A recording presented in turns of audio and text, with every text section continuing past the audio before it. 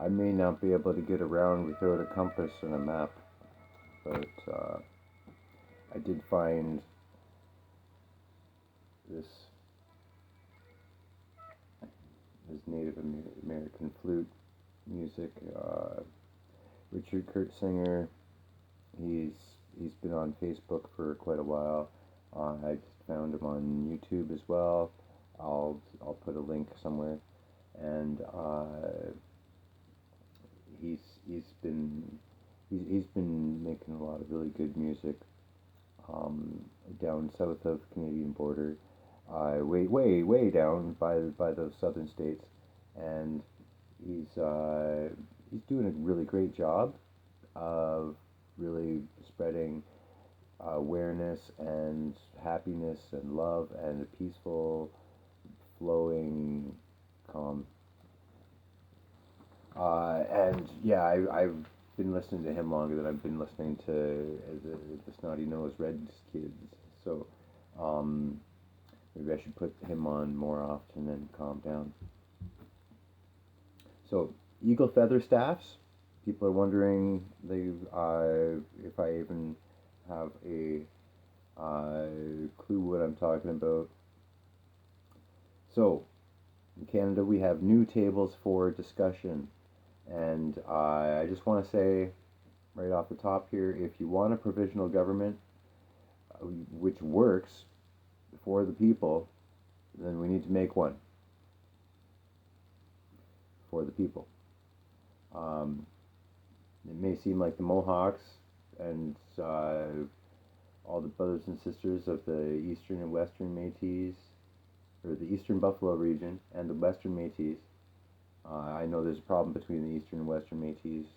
I'm not going to get into that here. Protesting Canadian resources, but is that really the case? Only if you think people, uh, only if you think of people as resources, I suppose. The people I'm intended to represent, which I'll I'll explain that if you need me to. Uh, just bear with. Um, so I represent the people I represent in negotiations with the Crown, alongside Crown representatives, are supposed to be among the 50 closed negotiation tables that are waiting for those negotiations to reach some kind of even like a chance to even talk about getting their seat in this new reformation of, and that does not mean that these other 80 seats are gone, right? Because we still have all of these other chiefs that are still going to hold their say for their tribes. And for those who don't know, there are 390 tribes in Canada alone. And we have 80 that are represented by people, and as a very as and they get to speak for basically all of First Nations once those 80 groups. But we have 390 tribes, and 50 more want to get their word in. So first we have to deal with this BC treaty, where if you want to know more about that, look up Chief Woo as WOO, yeah, and his treaty, and they are in discussions to settle what those treaties will become, not what they say now, because that's what the old argument is over. We want new terms, do we not? So, uh, that said, back to why I think I know anything. Um, where was I? I skipped down to the bottom. My apologies. I'll get it together.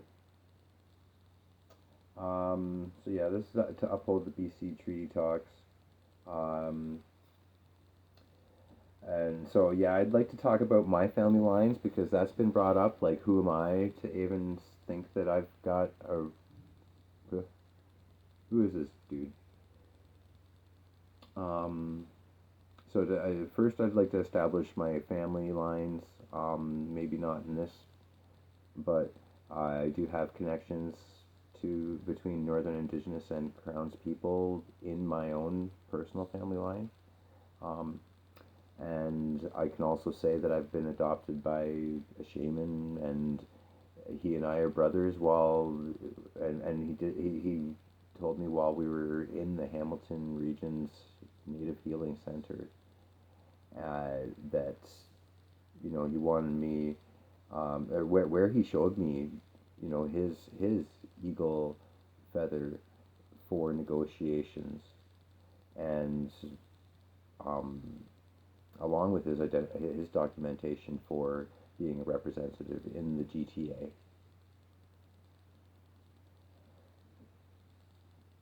I'll let that sink in. Uh, so yes, he is among those 50 people that now want to join in with that group that get to decide what happens in this country. Um, so let's get past that first thing where this treaty that is being blocked by this boomer crisis, because those people are in crisis. They were told there were jobs, they were told there was money, and they were told we will make it happen.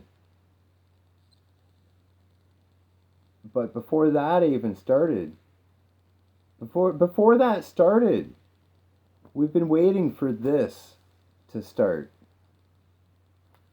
So it's time that if we're going to do anything, we should get our priorities settled. Um, and I'll take this off because people don't the people I represent are not recognized. So, pardon my tone.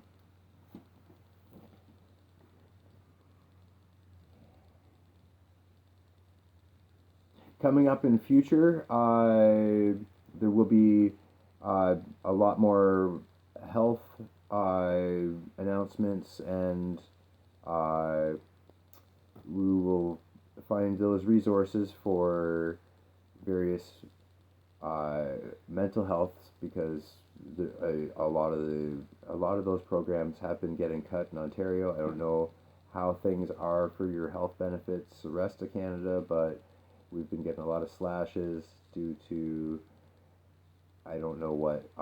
We took money out of addictions programs and into gambling. That's what Ontario did this past couple years. Um, and I don't want this to look like another long video, but it is what it is.